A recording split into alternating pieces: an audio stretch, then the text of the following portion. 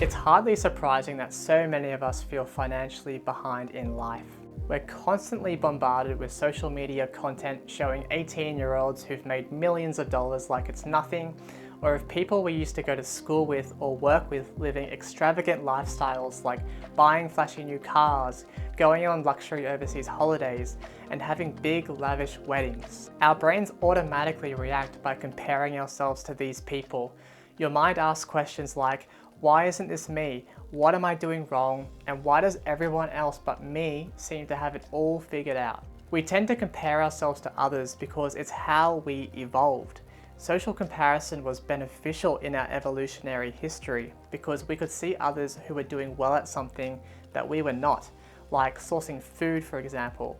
And we could learn from them and emulate them to increase our chances of survival. But today, this instinct to compare ourselves to others can really work against us. It can quickly become a toxic exercise in the context of social media, so we need to do our best to rein it in. But no matter how good we get at this, we're never going to completely be able to avoid drawing comparison because it's just how we're wired. So it's inevitable that we're going to experience feelings of being financially behind from time to time. What really matters is how we deal with this feeling.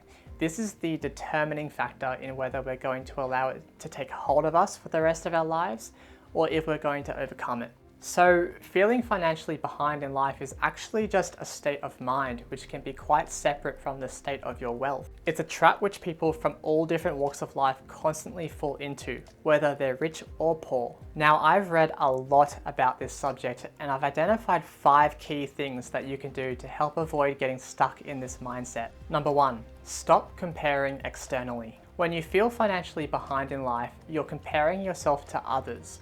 And I assure you, comparing yourself to others is a path to certain misery. If you get caught up in external social comparisons, you're playing a game which you just can't win. No matter how much you have, there'll always be someone else who has more than you or who did it faster or better than you.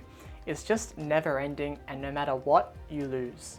Even if this motivates you to make millions of dollars, you'll then just be looking at all the people who have more millions or billions.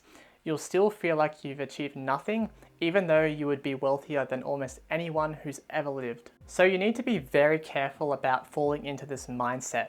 If you do, you'll always feel behind and you'll be miserable. This all leads us down a path of aspiring to achieve things that aren't in line with our mission or values and which won't fulfill us. And when you stop to think about it, comparing yourself to others is just such a ridiculous and unhelpful thing to do. It's madness to compare yourself to someone who you don't properly know and where you don't have the full context. What I mean by this is you don't know where they started, where they want to go, what help they've received along the way, or whether they're even actually happy. You don't even know the truth of their financial situation. You only know what they're portraying to the world. I'll ask you this, when you envy someone else, do you spend any time at all thinking about who that person is, what their life is actually like, or what they actually want? I bet that if you took the time to truly think about what it would be like to be that person, your envy would quickly fall away. Something I also like to remind myself of is the fact that the vast majority of people who look like millionaires because of their flashy things and expensive lifestyles actually have no wealth at all. So what you see is not what you get in most cases.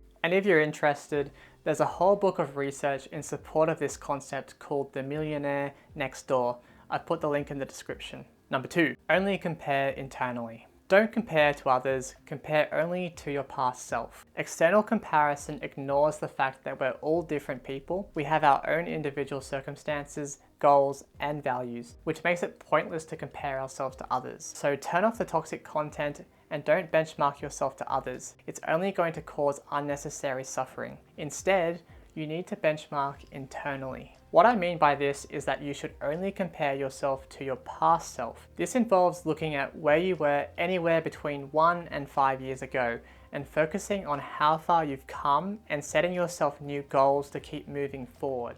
You may not be a millionaire right now, but by doing this, you'll be able to see yourself as a future millionaire because of the path that you're on. You just need to focus on recognizing your past achievements while continuing to improve every day. It's pretty hard to feel financially behind if you do this. Number 3, redefine success for yourself. Now, this is really an extension of what I've been talking about so far.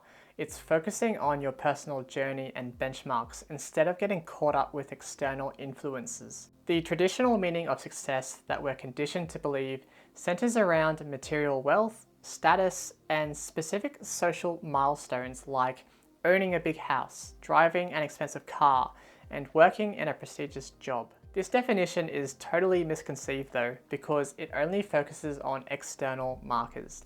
It overlooks the fact that success is multifaceted and it's highly subjective, and it varies greatly from person to person. For almost anyone, whether they're aware of it or not, true success encompasses much broader aspects of life, like relationships, personal fulfillment, a sense of purpose, good health, and overall well-being. It's about achieving goals that align with our authentic values and aspirations, rather than just falling in line with external expectations and societal norms. It's ultimately about following whatever gives us inner peace and contentment. It's about running our own race at our own pace. And this is why it's so important that you do some deep personal reflection to figure out what success truly means for you.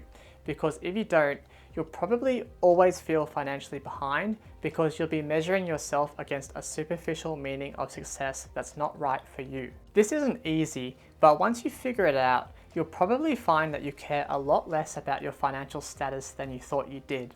And you'll realize that many people with the apparent financial success that you've been envying so much, they have achieved this at the cost of other things in life that you would never give up for any amount of money, like health, relationships, and happiness. The irony is that people who make us feel financially behind by posting toxic content of them splashing cash everywhere are the ones who will never have enough. They're the ones who are feeling more financially behind than anyone. They've fallen deep into the trap of external social comparison, and there's nothing at the end of that road for them.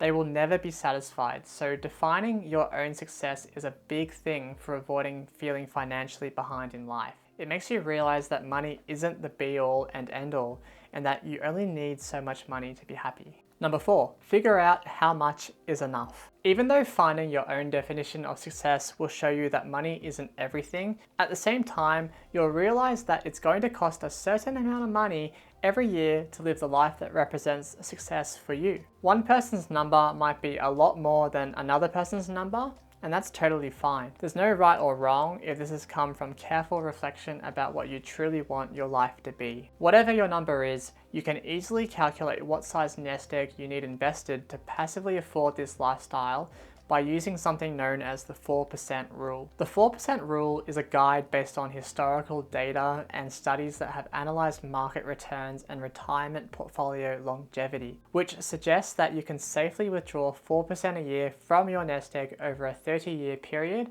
while adjusting for inflation without significantly depleting the principal sum. So for example, if your nest egg is $1 million, the 4% rule says that you could sustainably withdraw 40 grand a year to pay for your lifestyle. The underlying assumption is that your nest egg will grow at a rate of return that can sustain a 4% withdrawal rate, adjusted for inflation over time. So to calculate what size nest egg you need, just take the annual cost of your desired lifestyle, let's say 50 grand. So you multiply that by 25, and that tells you that you need a nest egg of 1.25 million to live off 50 grand a year passively without eating away the principal sum in any material way. And if your lifestyle figure is 100 grand a year, then you need a nest egg of 2.5 million.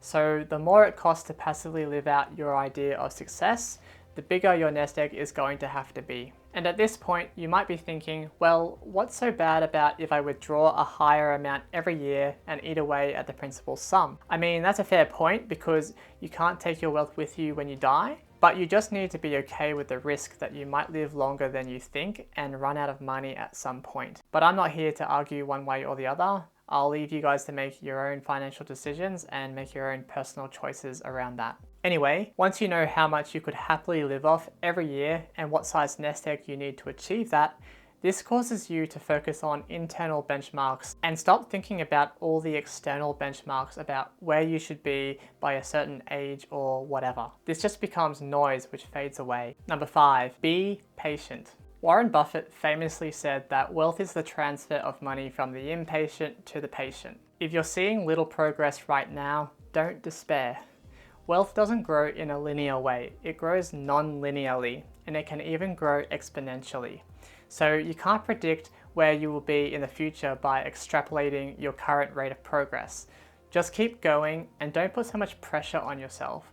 Financial success largely comes later in life. This is when the power of compounding really takes hold and when your earning power is much higher. It's when you get to enjoy the fruits of all your past labors.